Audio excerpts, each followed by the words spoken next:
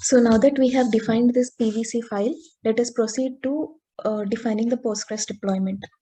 The main criteria is to attach this persistent volume claim to the Postgres pod, which we will be defining shortly. Okay. So I'm going to Postgres deployment YAML file. We will again proceed to write all the specifications like API version, kind, specs, metadata, and also API version is apps/v1 for this deployment. Then kind is deployment.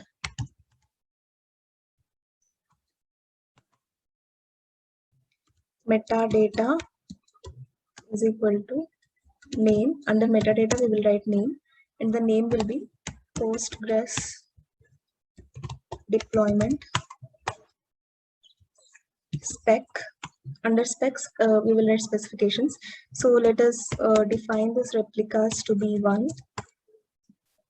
Then the selector, just like we discussed previously, the selector will be used to group the pods of the same component name. Okay, so selector match labels component Postgres. Okay, so let us name our pod names to be Postgres in the future. Then the template. So the template will be under the same level as the replicas and selectors under specs. Okay, template metadata for this template, labels component Postgres. So the metadata area is over. Next, let us proceed to define the specs of this pod. So under specs, let us define the volumes which this pod could use. Volumes. So all the discussion is about the persistent volume that we want to use in the scenario where the pod crashes and our data should persist, right? So for that, we have defined this database persistent volume claim, using which we will request for the storage of this configuration. Okay, so we have defined this persistent volume claim or persistent volume request. So we will use this persistent volume claim in order to get the storage of that specified configurations. So under volumes, we will write the name to be Postgres storage. Okay. So whatever we write here, we will be writing the same even in the volume mounts, which we will be defining shortly. Then after name, we will write persistent volume claim. Then claim name. So observe the cases of the letters in between. The claim name is this one, the metadata name of this PVC. Okay, copy that and paste it here. So this means I want to use the persistent volume requested via this claim name. So whatever that volume will be allocated, I want my pod to use that to back up the data which it generates. Okay, then we will define the containers. Containers.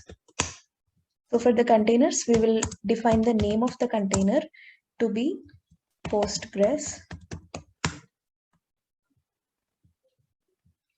Then we also need to define the image based on which this container should form. So the image is Postgres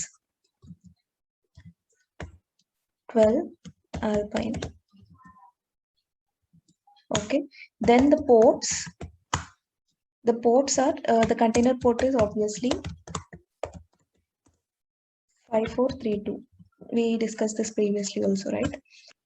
So make sure these indentations are correct.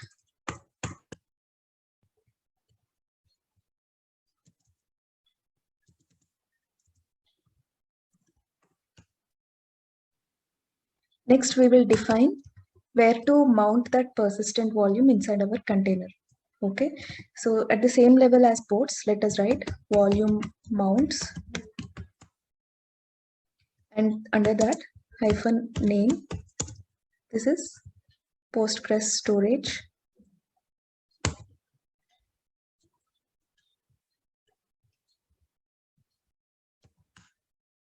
Then we will define the mount path.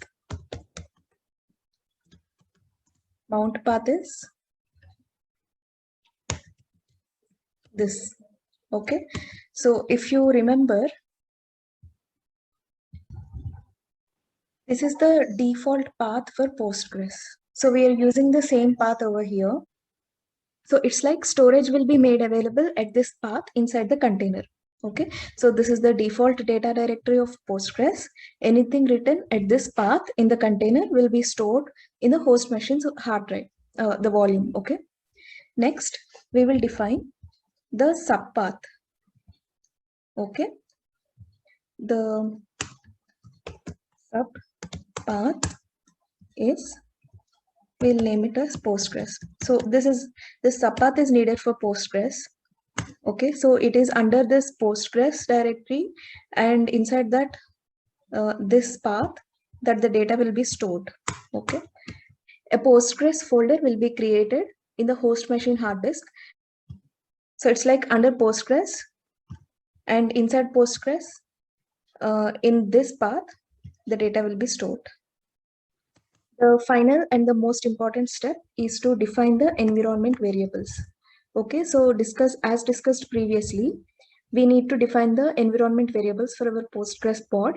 The environment variables which we need to define include the Postgres user, database name, and the password, right?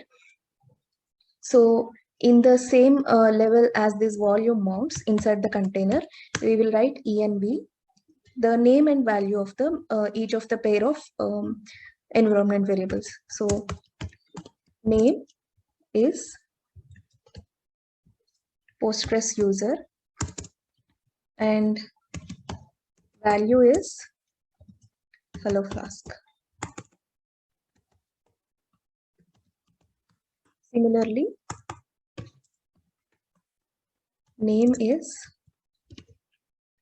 Postgres DB and the value is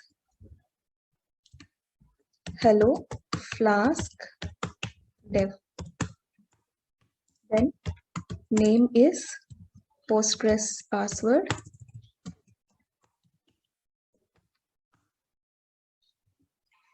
and we are referring this value from a secret which we created. So we will write value from secret key ref.